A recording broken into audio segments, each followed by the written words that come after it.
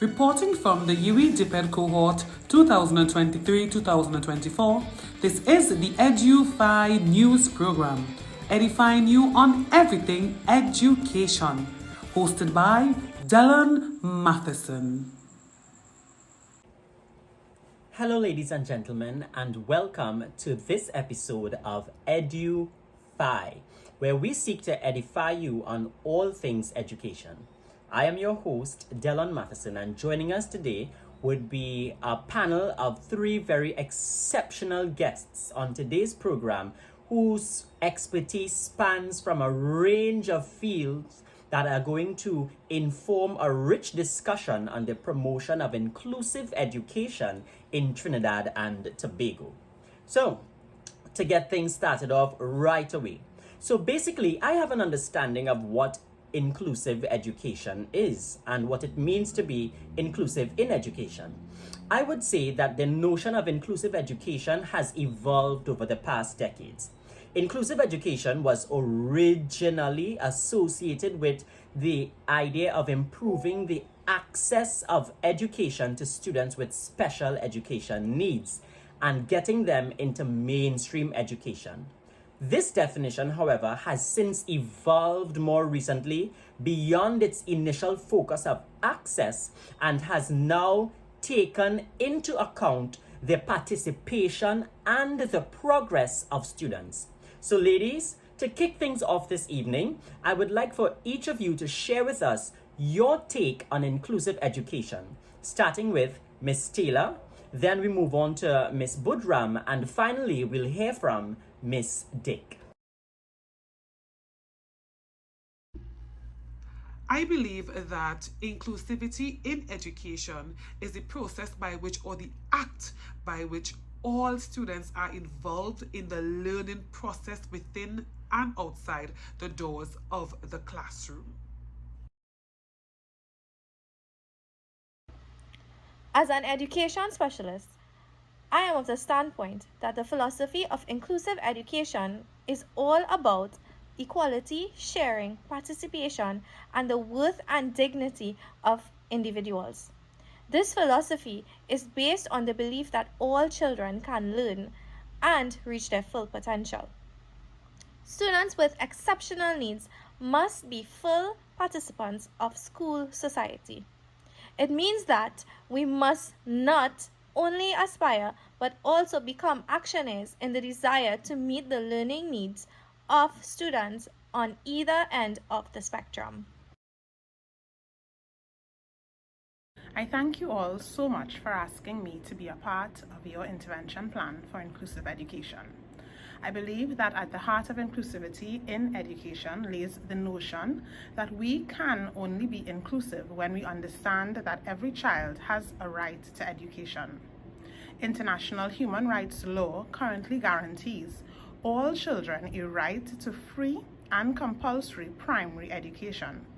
In essence, this means that no child must be left behind. When we share this understanding as a common thread, we can truly begin to travel on the journey to becoming inclusive practitioners in education.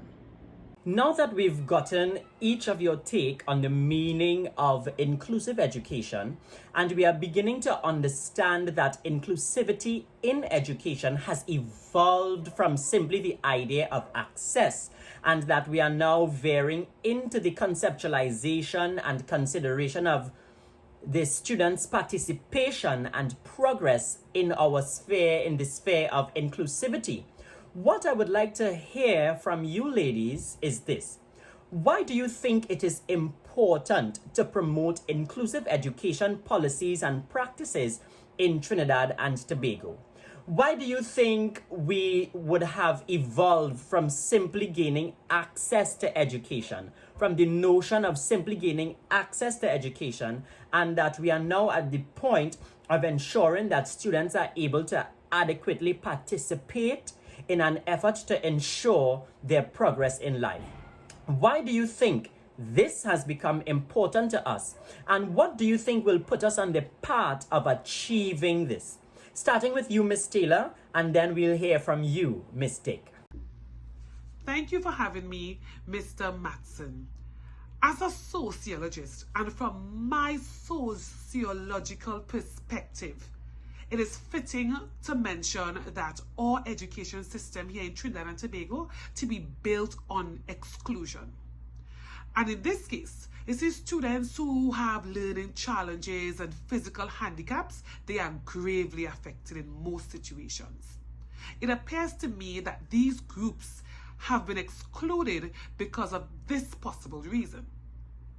They are in the minority, meaning that most students who have physical disabilities or probably learning disabilities within the mainstream system is affected by this issue that they face, which is possible exclusion. Students tend to be marginalized because it is a burden to even accommodate them on the premises where the facilities are absent. For example, students can't enter different classrooms properly or even go up staircases because of their disabilities. Therefore, it is fitting to mention that most school systems that I have observed pay no attention to this minority. However, my colleague Sally Tomlinson in Tomlinson 2017 examines the way in which people or groups exercise power and influence to shape this area of education, which is that where students face disabilities in and out of the classroom because of their learning challenge or even their handicap. As a practicing psychologist in the field of education, I definitely see that there is a great need for assisting teachers in the area of their practice as a way to assist students in need.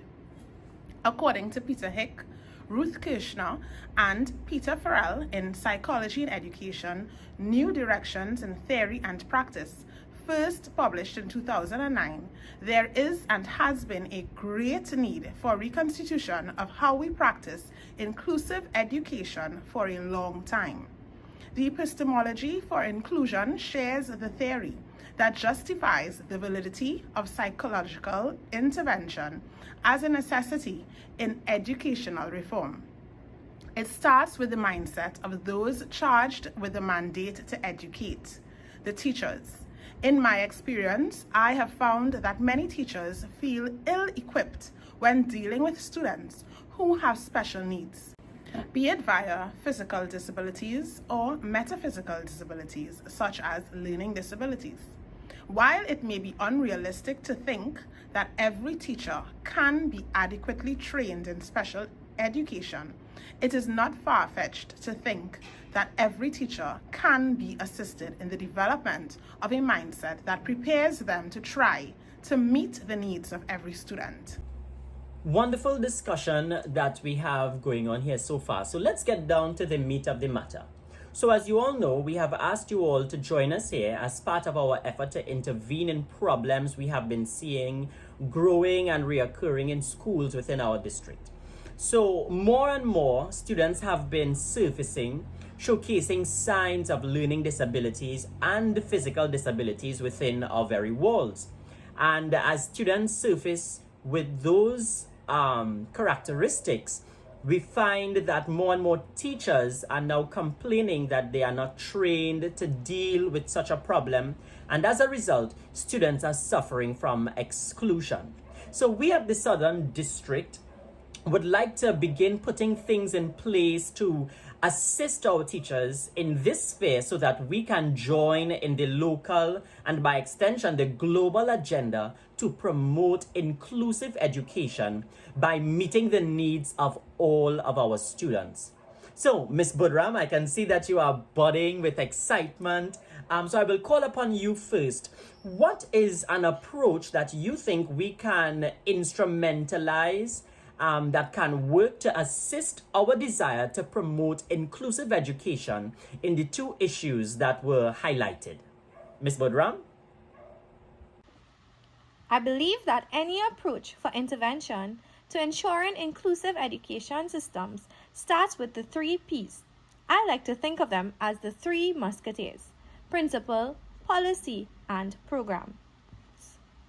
As such, I'm in full agreement with the intervention plan of teacher education as a combatant for the promotion and encouragement of inclusive education. This intervention must remain grounded in the philosophy described by Barton in 1998, which says that inclusion in education means the participation of all children by the removal of exclusionary practices. When we consider what the exclusionary practices may be, we cannot shy away from the infrastructural needs of education institutes to ensure that all children feel welcome and catered to. Which of the three musketeers do you think we should approach to help us out of this problem? Policy. The implementation of policies that are directly linked to the accommodation of those who feel excluded is the way toward inclusive practices. These policies should govern and influence the structural composition of schools and educational institutions. Policy is truly what becomes the standard bearer of long-term inclusive practices. These policies are backed by the three Musketeer brothers, principles and program. Principle talks about the mindset of the user change. Policy talks about the decision necessary for change. And program is the one who actions change. Thank you so much, Ms. Budram. So I just want to ask Ms. Taylor, I know that prior to having this conversation on air, we had a conversation before where you shared with me a case of exclusion at a school. Do you mind, just for the purpose of the discussion, do you mind sharing with us that conversation that we would have had with that specific case about the student and the exclusion that you would have experienced at that particular school? In the case of Mr. Justin Williams, a 14-year-old boy who attended Seaside High, he was born with a physical deformity that does not allow him to ascend nor descend from staircases. His school, Seaside High, had no accommodations for him. Therefore, when classes were on second or third floors, he was not even able to get there. The school had not put anything in place for him to be accommodated. In situations like these, Justin then further began to drop back, or what we would say in our layman term, Trinidad and Tobago, fall back in his academics. A case like this, how can a student be assisted? Though the Ministry of Education's inclusive education policy does state that students of all sorts of disabilities, whether it be physical or learning, will be accommodated, but it is definitely the role and function of the school to ensure that we adhere to those policies and definitely have students feeling included in all procedures. However, is this been put into place? Let's think about it. Thank you so much, Ms. Taylor.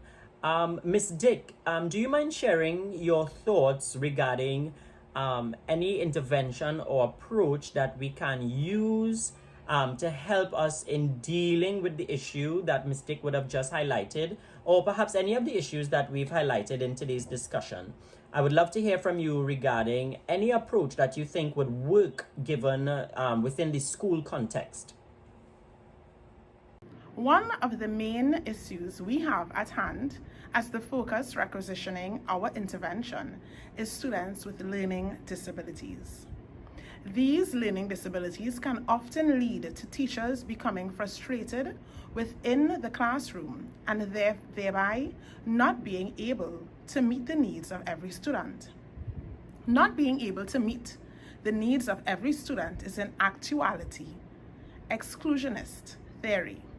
Therefore, as a result, continuous professional developmental sessions are one of the ways to ensure that teachers are exposed to the tools that are needed for the meeting of students' needs.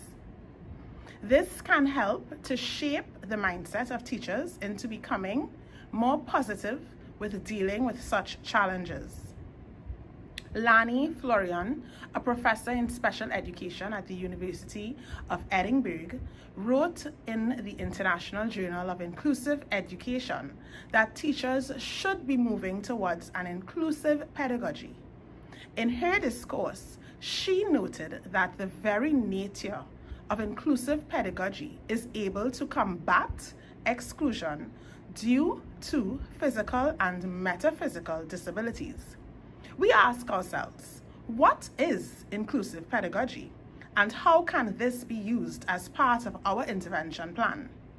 While many may conceptualize inclusive pedagogy as a sociological construct, its actioning can only be at the heart of the mindset of the teachers who become its bearers. Inclusive pedagogy is the requisition of teachers to put into practice student-centered approaches to teaching that engage the wealth of intersecting identities and positionalities that all students bring to the classroom.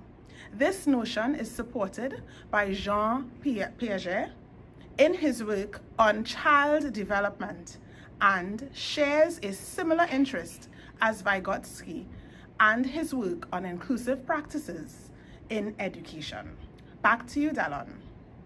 Okay, so I see we are running out of time for the program, but before that happens, Miss Budram, can you share with us how all of the richness in this discussion can be actioned given the context that we would have just described? I believe that real intervention for the promotion of inclusive practices comes from my contemplation of models of service. According to the National Council of Educational Research and Training, INSERT 2006, teachers must participate in initiatives that will help them grow beyond the mindset of individual pathology as well as social pathology. INSERT describes individual pathology as the concept or thought of the individual as the problem, while social pathology is the conceptualization of the environment as the problem. Any philosophy that dares to think of either as a problem is missing the bigger picture. Students with disabilities are not a problem, and meeting their needs environmentally should not be conceptualized as a problem. What I propose to promote is the rollout of inclusive education practices and the engagement of the models of services to our students and institutions for their great good and inclusion. My proposed models are as follows: the charity model, the biocentric model, the functional model, and last but not least, the human rights model.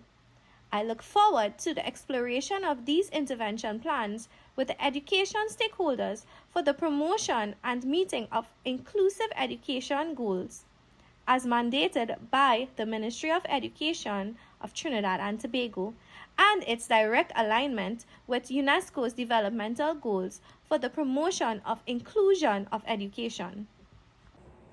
And there you have it, folks. A rich discussion detailing the importance of promoting inclusive education and wonderful ideas about how inclusive practices can be implemented.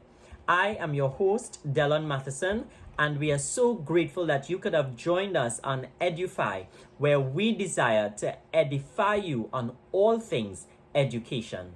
Thank you and see you next time.